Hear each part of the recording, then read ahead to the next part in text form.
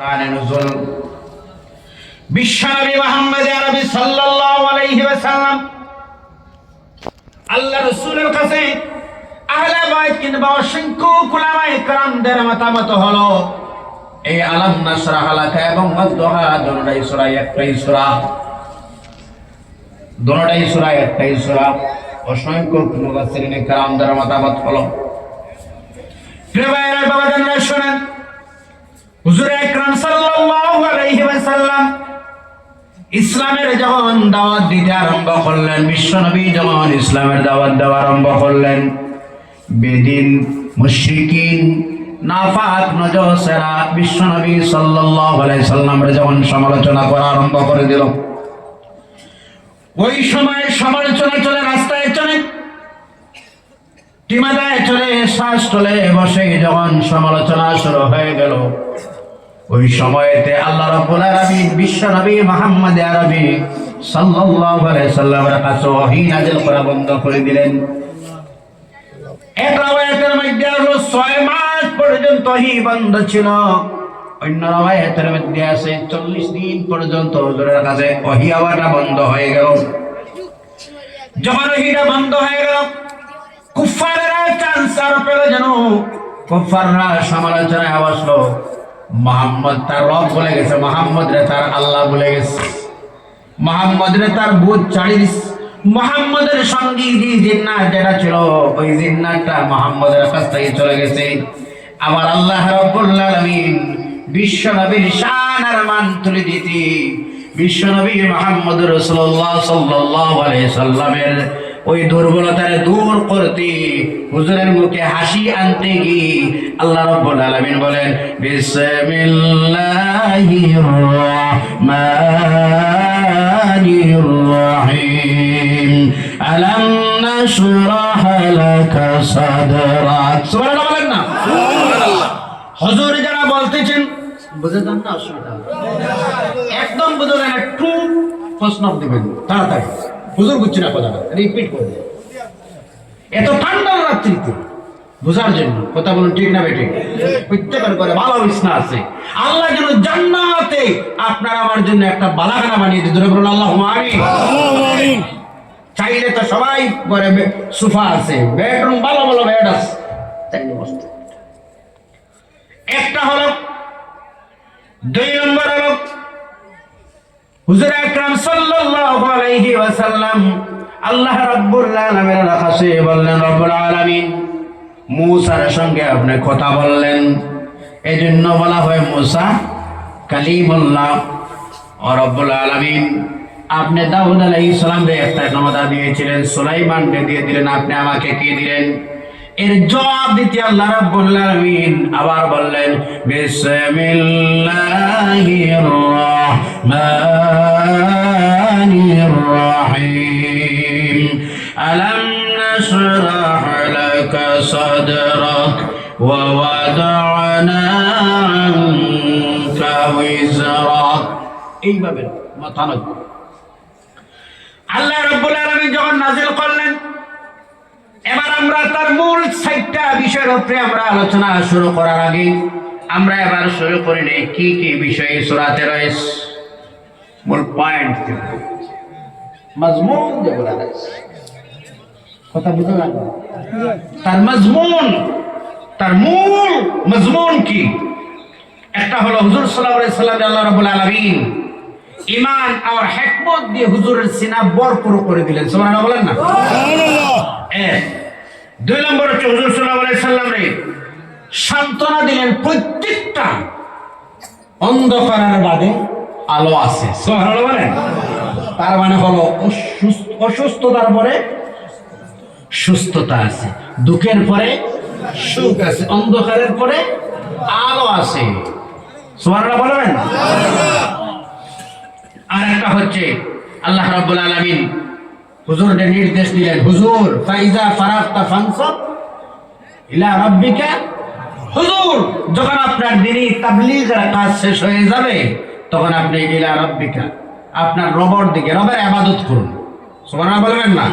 আর আরেকটা হচ্ছে তাওয়াক্কুল, ভরসা করেন আপনি। এই বিষয়ে শিক্ষা দেওয়া হচ্ছে এই সূরাত। এখন আমরা যাই তার মূল আলোচনার মধ্যে আমরা এই যে আল্লাহ রাব্বুল আলামিন বললেন আলাম, বলেন না আলাম, আলাম নাশরাহ লাকা।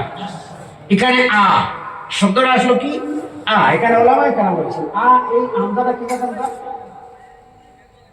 আপনি আবিচার না বলেছেন? আবিচার বলেছেন? কোনজন? কোন হামজা এটা? হামজা ইস্তেফহাম, যেটা প্রশ্ন বোঝায়। কি বোঝায়?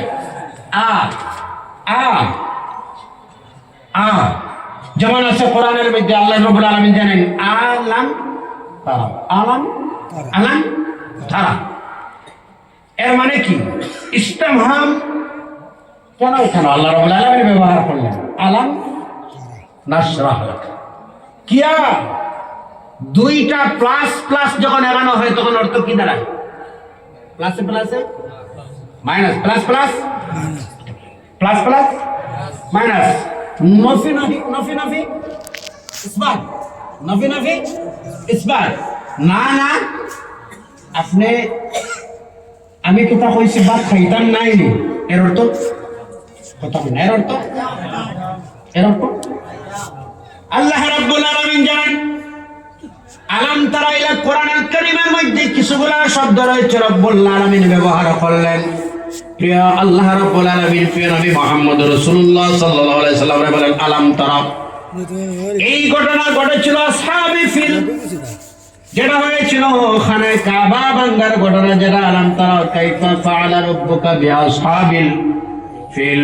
তারিখের কিতাবের মধ্যে আসে আল্লাহর নবী সাল্লাল্লাহু আলাইহি ওয়াসাল্লাম পৃথিবীতে আসার 40 দিন আগের ঘটনা আল্লাহ রাব্বুল আলামিন ঘটাইছিলেন। তা আল্লাহ রাব্বুল আলামিন বলেন আলাম তারা হাবিব, আপনি কি দেখেন নাই? তার মানে হলো আপনি তো নিশ্চয় দেখেছেন। সুবহানাল্লাহ বলেন। সুবহানাল্লাহ। আপনি হুজুর এখনো তো শুনেছেন 40 দিন আগের ঘটনা আল্লাহ রাব্বুল আলামিন জানেন হাবিব আপনি কি আল্লাহ রাব্বুল আলামিন জানেন আলাম নাশরাহ লাকা সাদরাক। হাবিব আমি আপনার সদর মোবারক রে, সিনা মোবারক রে খুলে দিলাম। আর যারা বলেন সুবহানাল্লাহ, কেমন খুলে দিলেন শুনুন। আমার আল্লাহ বলেন আলাম নাশরাহ লাকা সাদরাক, আমি আপনার সদর মোবারক, আমি আপনার সিনা মোবারক খুলে দিলাম। কেমন খুলে দিলেন শুনুন আজকে। সুবহানাল্লাহ বলেন। সুবহানাল্লাহ। আলাম নাশরাহ লাকা সাদরাক, কেমন খুলে দিলাম। আল্লাহ রাব্বুল আলামিন বলেন, আল্লাহ রাব্বুল আলামিন বলেন আমি তো খুলে দিলাম। কেমন খুলে দিলাম? ওয়াসআল্লামাল আউয়ালিন ওয়াল আখিরিন। আল্লাহ হাবিবে আল্লাহ রাব্বুল আলামিন বলেন এমন খুলে দিলাম সিনা মোবারক প্রথমে যা হবে, আখিরে যা হবে, আউয়ালে যা হবে, আখিরে যা হবে, প্রথমে যা হচ্ছে আখিরাতে যা হবে, সব আপনি জানেন। সুবহানাল্লাহ বলেন। সুবহানাল্লাহ। সুবহানাল্লাহ বলবেন না? সুবহানাল্লাহ। খুলে দিলাম সিনা মোবারক। আলাম নাশরাহ লাকা সাদরাক। আল্লামাল আউয়ালিন ওয়াল আখিরিন। যা আউয়াল ছিল, যা আখির ছিল, যা ইবতিদা তো ইন্তেহা, ফাশ তো লাশ, সব আপনার সদরে দিয়ে দিলাম। সুবহানাল্লাহ। সব এখানে মওজুদ বিশ্ব নবীর সিনা মোবারক। আল্লাহু আকবার। আল্লাহু আকবার। শুনেন শুনেন, হুজুর আকরাম সাল্লাল্লাহু তাআলা আলাইহি ওয়াসাল্লাম তালহা আনসারী এবং উম্মে সুলাইম, কে?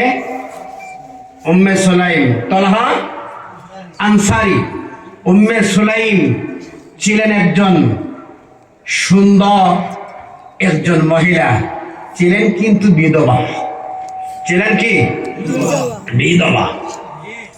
তালহা আনসারী তখনই মুসলমান হন নাই। তালহা আনসারী উম্মে সুলাইমের প্রতি একটা প্রেম ভালোবাসা জানল। তিনি বিবাহের প্রস্তাব দিলেন, উম্মে সুলাইম আপনার সঙ্গে আমার প্রেম হয়ে গেছে, আমি আপনাকে বিবাহ করতে চাই। উম্মে সুলাইম বলেন